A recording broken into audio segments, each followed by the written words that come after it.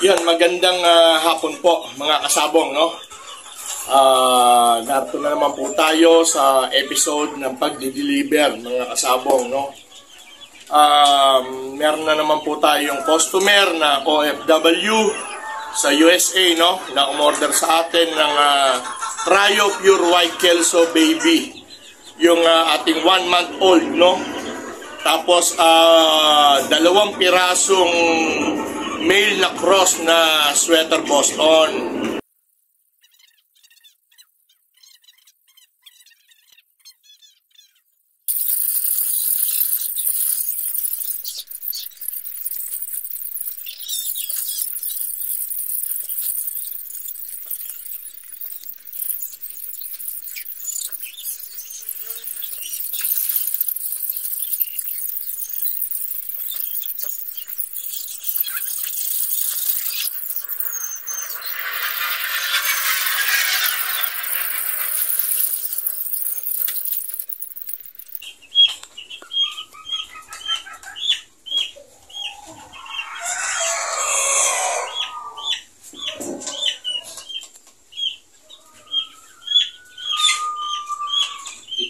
Lalaki pala to. Ito ang lalaki. Lalaki pala to. Akala ko babae. Labas na ang palong. Ito, yung lalaki mga kasabong. Yan. Pipili naman tayo ng 2 babae.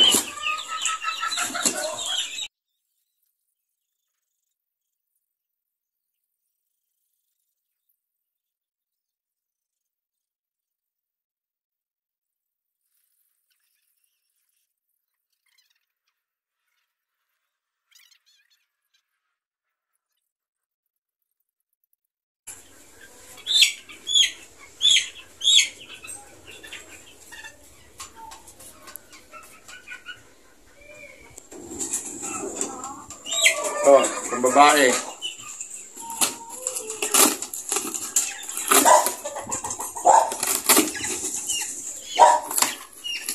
Ito pang babae.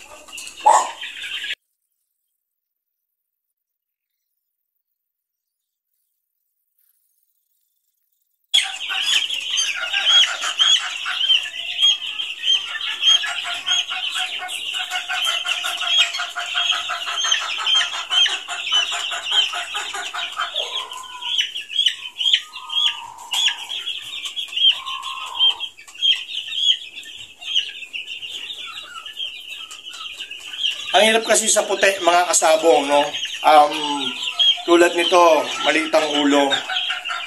Pero umuusli ang kanyang palong. Kaya pwede pa maging lalaki to, pwede maging babae.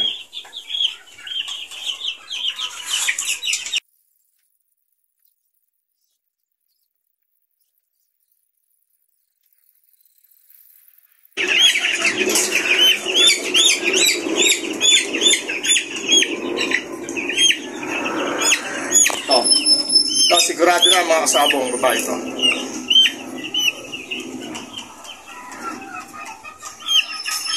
Comment down below lang mga kasabong.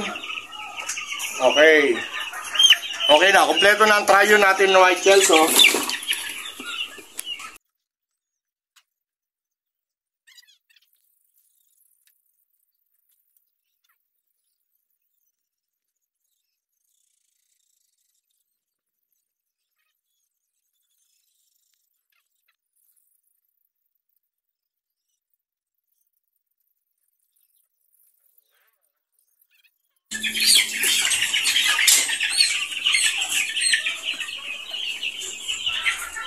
Right nose, left in hole.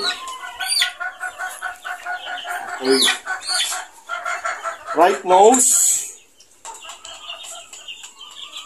left in hole, butas. Ayun. Yun mo. Okay, kita? Yung butas na paa. Okay. Right nose. Isang male. Sweater Boston. Okay.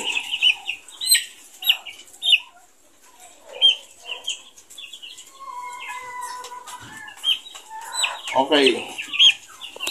Right nose. Left in hole. Medyo maliit lang yung butas. Okay. Sweater Boston. Dalawang male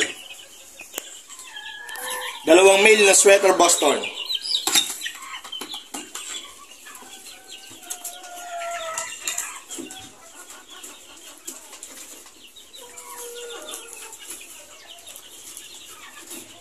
Yan. Okay na mga kasabong, no?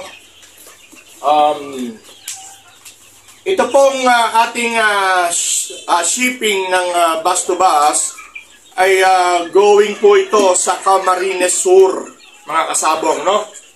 Camarines Sur, nilagyan ko na po ng pangalan sa kahon, pangalan dito, care of, yung pipick up ng CCU, no?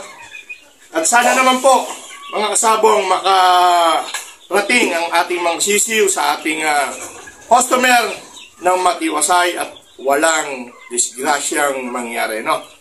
Yun, I hope na ganun lang mangyari. Pero nandiyan naman si Lord, gagabayan tayo noon para sa ating shipment. Okay, balik ako mamaya pag nandun na ako sa terminal ng bus, mga kasabong. Maraming salamat. Yun, mga kasabong, narito na kami sa terminal ng bus, no? Galing kami ng DLTV at ng Piltrangco. Yung destinasyon na gusto ng ating customer ay negatibo. Negative po tayo sa Piltrangco. Kaya naghanap ako ng ibang bus station, bus company na pwedeng makapaghatid sa atin sa Buhi. Kaya lang talagang lahat negative sa Buhi, no? Kaya Iriga lang daw, Iriga. Hanggang Iriga ang biyahe. At pumayag naman yung driver at pumayag na naman din ang customer ko, no? Pero iniintay pa ng driver yung kanyang konduktor kung papayag at magkakasundo kami sa presyo. Dahil pumapayag yung driver na ilagay sa loob ng bus yung ating CCU, no? Eh, sabi ko naman kahit magdagdag ng konti para safe yung CCU, di ba? Okay mga sabong, hintayin lang natin ang pagdating ng konduktor sana pumayag at magkasundo-sundo kami, no? Okay, balikan ko kayo mga kasabong. Yan mga kasabong, sa palikot-ikot namin dito sa Pasay, no? Galing kami ng DLTV, Piltrangco, ano pa ba isa doon, yung katabi?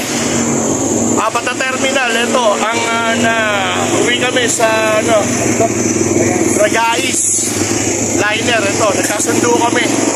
Hanggang Iriga lang ang stasyon nila, pipikapin na lang na customer natin sa Iriga.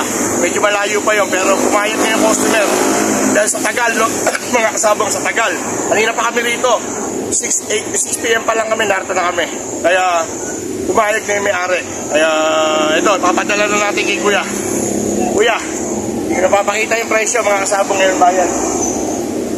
Ito yung manok. Sir, narito po ang manok. Ito po ang bus natin. Pakita mo yung bus. Ayan. Ano to? Ito guys, liner po. Abaco City. Pakita mo yun. O, yan po. Ayan po ang plate number, sir, ha? Yan yung ano, side.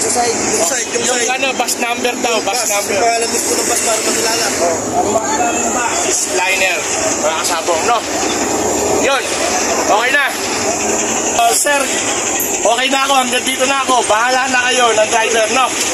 Okay, thank you po. Oh, shout out sa'yo.